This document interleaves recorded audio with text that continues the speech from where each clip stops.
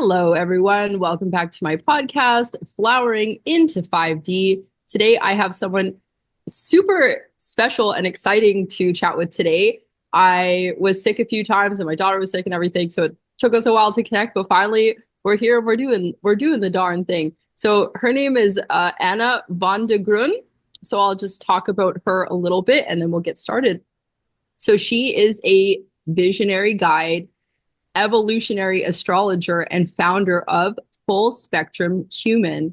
Her work weaves spiritual intelligence with system building for the new paradigm, helping sovereign souls reclaim their power, live in radical truth, and build regenerative lives and businesses.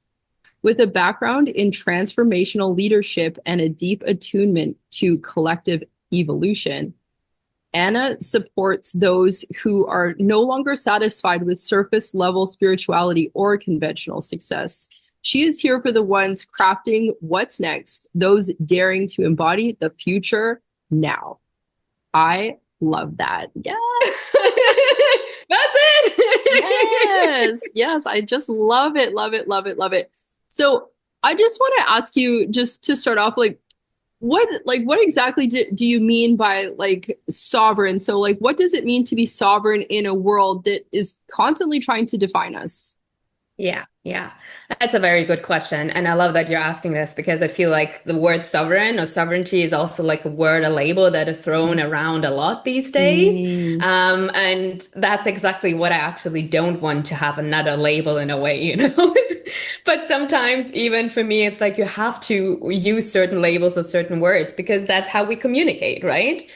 That's how we try to identify and belong to something. So sovereign basically for me means to live a life from the inside out, right? Ooh, okay. Rather than from the outside in terms of like society that tries to define us, maybe our family, friends, colleagues, or whatever. So instead of always like trying to scan the outside, the environment, and then translate it to like, who am I? What do I want to do? Instead of doing this, being like centered within yourself and within your own truth, and so live your life from the inside out. I mean, obviously, there are always things where we have to adapt, right? And Hmm. the environment, people around us are a mirror for us. But for me, it's the intention behind, right? It's like first and foremost, like, okay, I'm living my life from the inside out. And then I see how the environment responds, right? And how I want to respond to it. And so I would say, like, easy put, living your life from the inside out. That's what sovereign is to me. And like, if you want to bring it on a little bit a bigger scale, it relates to me to self-responsibility and self-leadership. Mm. Um, because I do truly believe that many problems that we see right now on the world stage, collective stage, and society, and not necessarily all problems because of like the wrong leaders in place, but also because of the lack of self-leadership, where Mm. we actually say like, okay, I do have a saying in this in a way, even if I feel that I don't. And I do know that often, and it's totally fair to say, like, how can, like, how can I make a difference? Or how can I do something against, like, I don't know, those decisions that are made and everything. And I do agree with it, it doesn't always like show immediately on the outside, but it is a beginning journey of actually, for me, it was realizing I have a sovereignty within me and I have a Mhm. self-leadership. So it's actually like reclaiming that, So yeah, like these three things, like living your life from the inside out, self-responsibility and self-leadership. For me, this is Mhm. sovereignty. Yeah. I love that. I love that. And I think too, like, I don't know about, all societies because obviously I don't know about them all. But I really think that like Western societies, we have a big problem with consumption, like because we don't have that inner leadership and we don't have that inner compass, so to speak. Even I feel even in the realm of spirituality, like I feel people are often like, I just got to get these tarot cards. I just got to get these special candles, and then I'll finally, like get it. And like obviously it doesn't work that way. So I'm just wondering, like, in your opinion, how can we move from this consumption, this spiritual consumption, or just consumption in general, to spiritual contribution? Yeah, truly lovely, lovely question. And I think it's not something that we can, like change or switch from one day to the next. So I think that's the first important thing to understand, because I feel like even within the spiritual space, so many of us are looking for the quick fix, the magic pill, you know? So we took so many patterns that we actually said like, oh, that's what we don't want anymore. That's why I'm becoming spiritual or whatever. But after some years, you're realizing, well, actually, I'm still running the same patterns of like, like being perfect, being spiritually perfect, Mm, consuming all the time. Maybe not so much bullshit anymore as before, but it's still like consuming and consuming and doing like a breath work and so on. So, um, yeah. So first of all, I want to say it's realizing that, okay, on a really, really big scale, I would say, first of all, it's realizing that's what I believe, that we came here for evolution. mm, And I do have to say that I think many people actually have a hard time like making peace with the fact that we came here for evolution. And I went through that journey and I had to find my way of like what's happening on the world stage, over these last couple of years and like what's going on. And then like making peace with the fact that somehow if you believe in like okay there is some kind of soul contract, soul plan, whatever, why you came during these times, mhm, than it is for evolution. And as hard as that might be, it's like for me, it was like a very humble acknowledgement of like, oh, hell yeah. I came here for evolution. So somehow, even if I might not like it right now, but that's what I came here for. So somehow everything's okay. And then obviously many things are not so okay. But so I would say this is like the first thing to like, hey, I came here for evolution. mhm, Okay. I didn't come here for like picture perfect and like, having all the tools and then everything will be just fine. No, I came here for evolution, for the human messiness, right? mm, And so all of this led me also, I remember that very vividly, actually, like a couple of months ago, or no, that was last year, November or something, when I was in Tanzania, and I stayed at this co-living place, and I was on a terrace, and I was like wondering about like what you were saying, like the spiritual consumption and contribution, actually, because I was wondering there are so many more facilitators nowadays out there, right? So many who offer breathwork, meditation, yoga, and so on.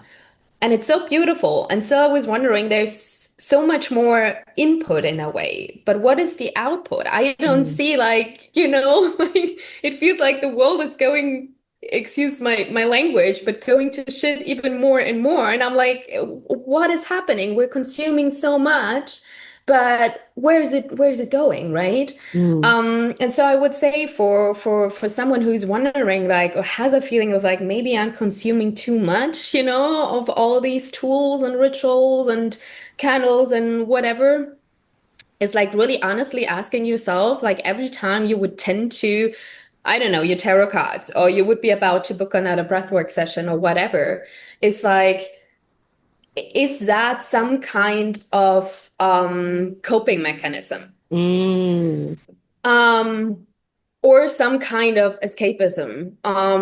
And it's a tricky line, and I feel like I'm also not a fan of like shaming and blaming and saying like this is all wrong or whatever. I'm always about I love this one quote from Rumi. He says like between right and wrong there's a space. I'll meet you there. And this is my thing. I'm like I want to agree to disagree. I don't want mhm, black and white. I meet you in the middle. And so mhm, I'm only also not the one who's like, oh, this is all bad. Let's not do this new age stuff or whatever. No, these are brilliant tools.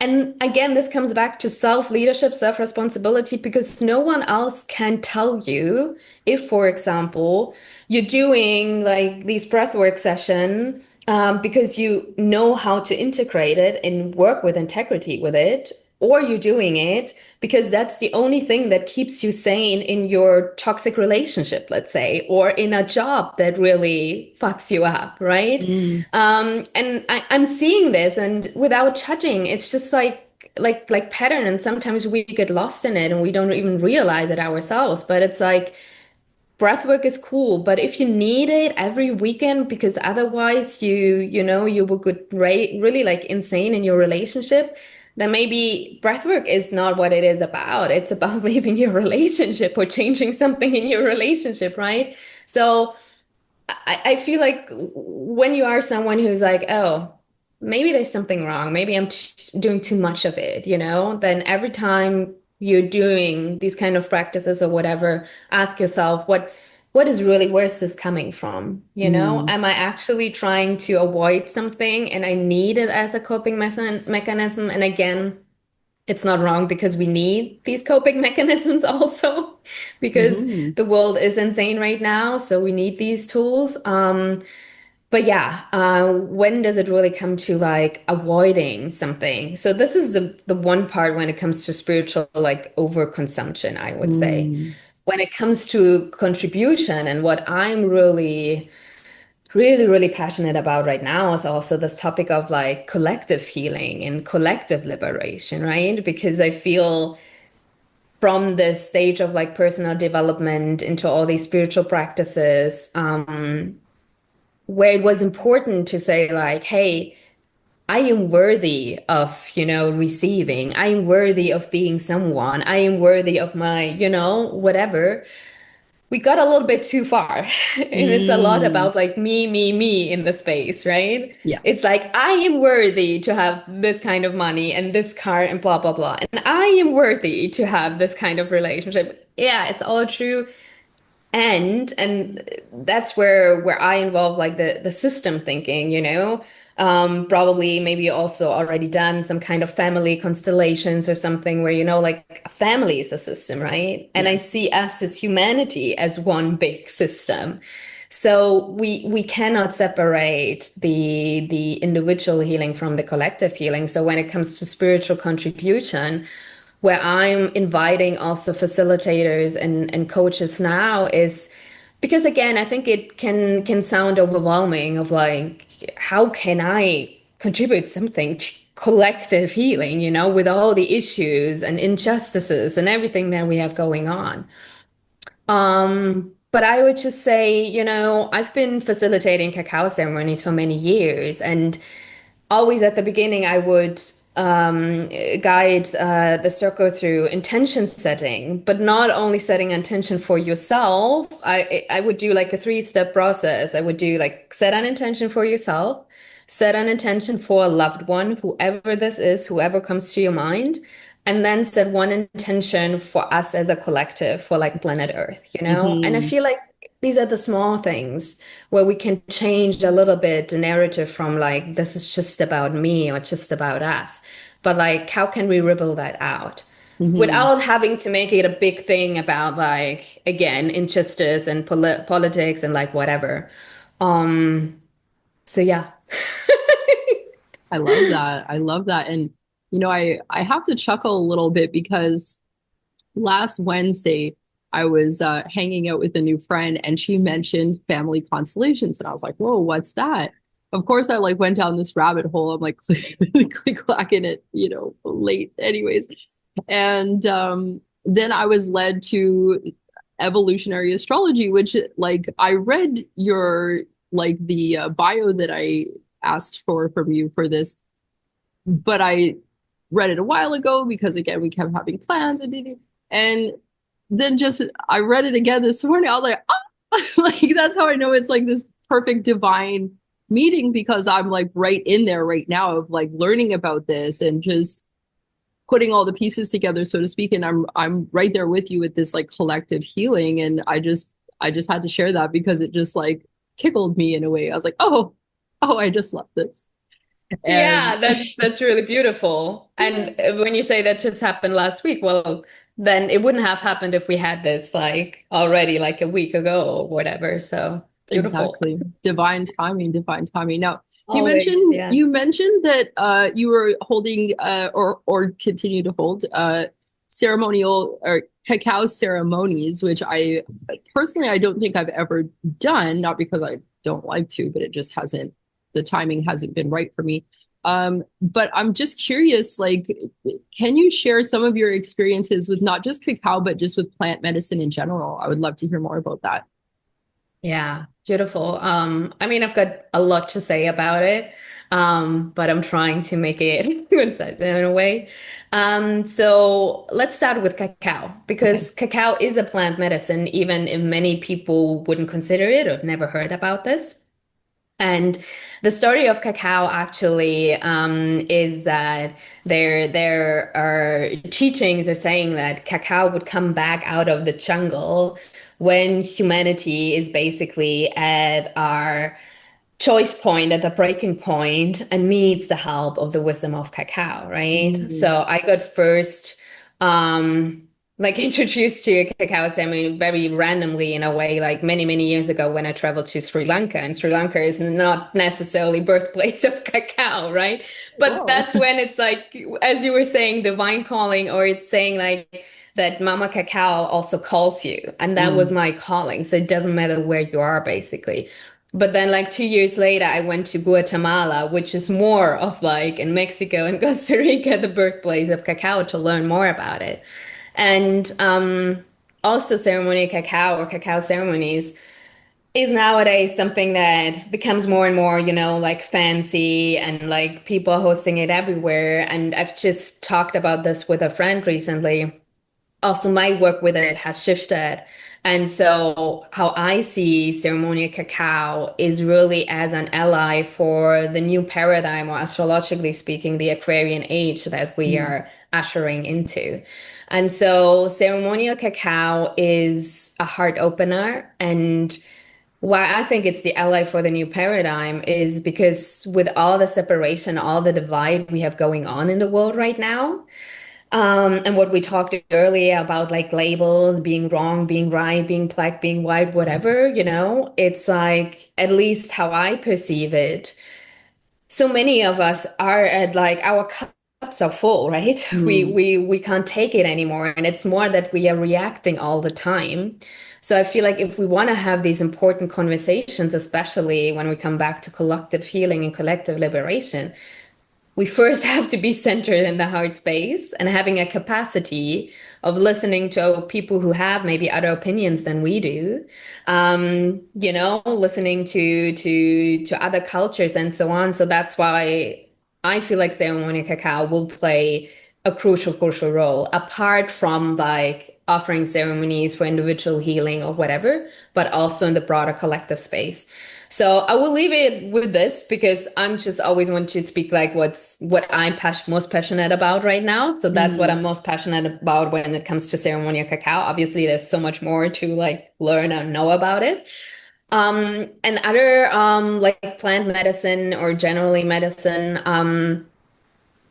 I want to say I've had a very beautiful conversation like a couple of days ago with a facilitator in that space. And um the way I approached it with other medicines like ayahuasca or kambo or psilocybin, which are also like, I mean, I'm originally from Germany, but I'm like always traveling around. I've been living in South Africa and Cape Town for the last 6 months, and obviously there, plant medicines are not as known as maybe like in the States or whatever, where you can have like an ayahuasca ceremony like I don't know, at every corner, more or less. But still, it's getting more and more popular. And for me, when I just mentioned that I went to like Costa Rica and Mexico many years ago to learn more about cacao, even back then, I could have done ayahuasca everywhere, because it was Hmm. almost offered, everywhere. But I was like tuning in, and I was like, it's not my time yet. I don't feel like calling. And so it took me many, many more years to then finally sit with ayahuasca, which was now like 1.5 years ago or so. So I would say like, apart from my personal, very profound experiences, what I always like to share with people is like again, and this ties back to that sovereign part of like, regardless of anyone else tells you, I had this profound experience. I was able to heal A, B, C, or whatever with these plant medicines. Like, always listen to yourself. Hmm. Is it my time now? Is it what I want to do? Um, so yeah, I mean, I could go more in depth. It depends what you want to know. I mean, I'm all for the plant medicines, but I completely agree that you have to know for yourself when it's the right time. And also, I mean, it's a little bit hard for to depend on like, you know, ayahuasca or psilocybin like in an addictive way. I think like cannabis, I really do believe it can be addictive. A lot of people don't want to hear that. Um, Yeah. but as somebody who was addicted to it, I can say it's very addictive if you have that personality. But I mean, I think it also goes back into what we were talking about earlier about just having being addicted to that consumption, right? So, like, you know, you're doing an ayahuasca ceremony every more than you should kind of thing because you just feel like I'm not healed yet, I'm not ready yet, I'm not ready yet. And I think that that's another mistake that people are making, not to judge, but I mean that's kind of Yeah, I can actually, there's a like an experience or like a story that comes to my mind with that. So I mean, maybe two stories I can quickly touch upon because yeah. they really impacted me in a way. So one was when I did my Kembo sessions, and that ties into I'm doing astrocartography readings. So for ever who's like listening and is not familiar with astrocartography, it basically puts your natal chart on the entire map of planet Earth. And it shows you the most aligned places to travel to, maybe grow your business, start building a family or whatever.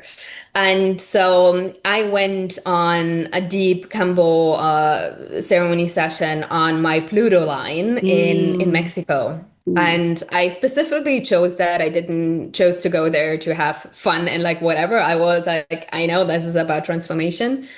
And I had the third session, and when I came out of the session, I was still a little bit, you know, like rejuvenating myself and everything. And I was with my facilitator, and then we heard like a couple of what sounded like shots, you know, Oh like gosh.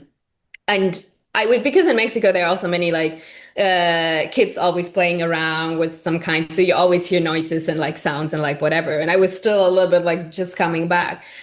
But it turned out that actually, just after or towards the end of my ceremony, someone was shot outside the building in front of the apartment where we were. Oh my And I goodness. mean, yeah, Mexico. I was in Tulum at that time. It's known for, unfortunately, its crime scene and everything. But it was just like this, you know, where I saw like this alchemy of this Pluto Scorpio energy right there, Mm, you know? And it was hmm. like a very profound moment, obviously, for me going through that ceremony, having that experience. So that's how I like to work, you know, very intentionally, also where I'm going to, who I'm choosing to have like experiences with. So that's for like the combo. And then just quickly, one experience is that I decided when I was turning 30, I decided I want to do a mini retreat to like say goodbye to my 20s, you know. And also it is synchronistically beautifully aligned. I ended up doing a dark retreat or some it was not really a retreat. But basically, I went to a place where they had dark rooms, and I went there for 4 days. And still, a part of me was expecting like a huge, you know, transformation or whatever. But what I actually realized sitting in that dark room for 4 days was I'm done. I'm not completely done with healing. Healing is never done, right? As I was saying at the very beginning, we're on a journey of evolution. But I realized I've been doing so much healing work for the last 10 years that actually now I can sit in this freaking dark room and be at peace. And I don't Mm, have to wait for another breakdown and something that's coming up and a drama and blah, blah, blah. So this ties into what you were just saying a little bit of this like chasing another ayahuasca ceremony because I'm still not healed and so on. And I feel like this is something I'm observing as well right now in the space. It's like this like continuously chasing of like, and no, I can't do this yet. I'm not healed enough. I still need this and so on. So it comes back to the point of like reclaiming your self-leadership, your yes. sovereignty within, and saying at one point, hey, it's okay. Now I have to integrate back into life and move forward, you know? Yes. And a part of my ego was like, no, I want another breakthrough. I want to go out and tell everyone about like, oh my God, I discovered this drama or whatever. And I went out and everyone looked at me and was like, I'm doing great. It was I awesome. actually love life. I'm like, I'm cool. I'm done. I'm good. So I yeah. love that. I absolutely love that. So, uh, uh, astrocartography. Ooh, I had a moment there. I also, I mean, I recently discovered this maybe a couple of months ago, and I'm also very interested in it. And for those who don't know anything about it, I would love to have you share more about. I know you mentioned like the quick thing, but like, Yeah. why are you so passionate about it? Like, what is it about astrocartography? Tell me more. Yeah, sure, I love to. So I would say a little bit my background. So my mom is an astrologer for over 30 years. I kind of like grew up with astrology, Hmm. asking my mom with like, I don't know, 13, 14, what are the stars saying and so on. I I never love that. thought I would do this like professionally, but for me, actually, this might be about like 8 years ago or so, when I went traveling on, so I had a travel experience. I came back home and I discovered astrocartography, and then this was basically for me another birthing moment of like two passions of mine, like travel. I've been always traveling since I'm 18, on and off. So the passion of travel and the passion of astrology, that was like I was like, this is mine, you know? Yeah. And Sold. yeah, sold. I'm an Aquarius rising, so I'm not doing like the normal mainstream stuff. I always like to Mm, do something that is new, you know? So astrocartography is still very new in the astrology space.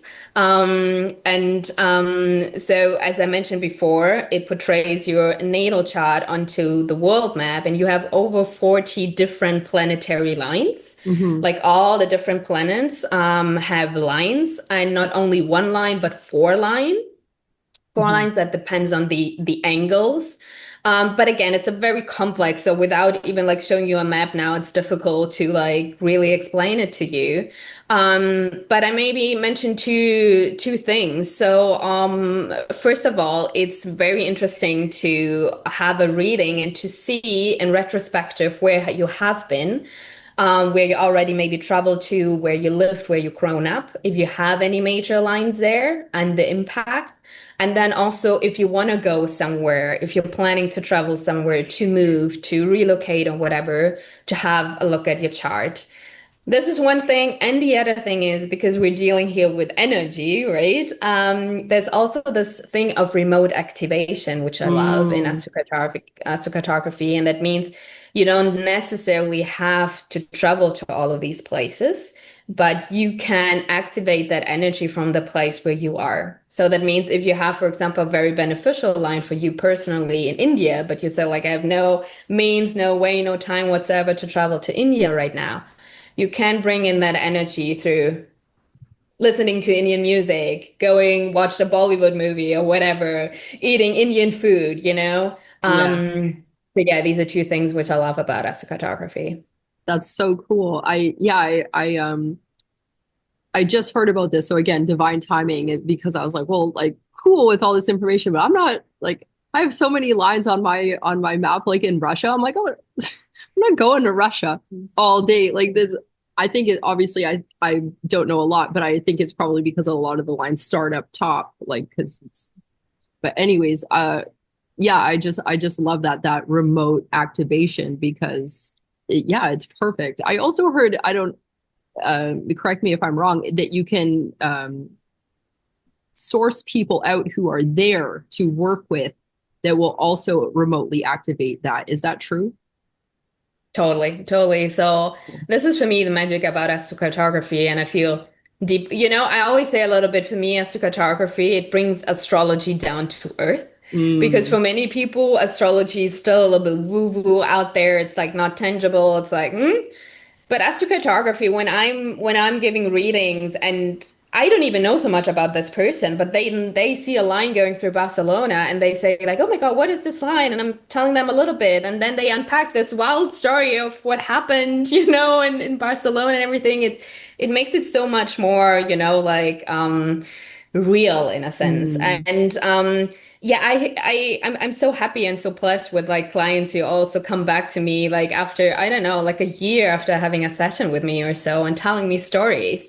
And so many, and that's the wild thing about astrocartography. And for some people, it's a little bit difficult because they want this, tell me exactly what's happening. But I'm like, I can't tell you through which ways it made someone that sits next to you while you're waiting for your doctor's appointment or whatever, who lives maybe now in the same place, but originally comes from India and this from this tiny town exactly where you have your line, and you're ending up working together, and this is one of your professional lines. Like hmm. this is the magic of life, where I always say at the end of a session, and now you have all of this, and now wait for the magic to happen. Yeah. And that's the beautiful thing about astrocartography. It can unravel in so many ways through I mean, meeting different people. Yeah. I just love that. I started looking at my chart or map, if you will, a little bit more seriously because I discovered somebody who was using a combination of human design and astrocartography to kind of chart past lives and like where they were. Mm. And it's just I just love stuff like this. This is like my jam. And anyways, I had to chuckle because I saw my Pluto line. I can't remember MC, ACDC. I can't remember which aspect it was, but it was running right where my grandma is Oh, and right where I grew up, and like not where I close to where I grew up, but I went to high school around there. And I was like, no way. Like of course it yeah. is, like I just love stuff like this. And I feel like this is part of the reason why I started this podcast is just to connect with people. And it just seems to always flow in this way. And, even I didn't have a podcast. And then I saw somebody randomly on Facebook one day who was like, I'm looking for a podcast to appear on.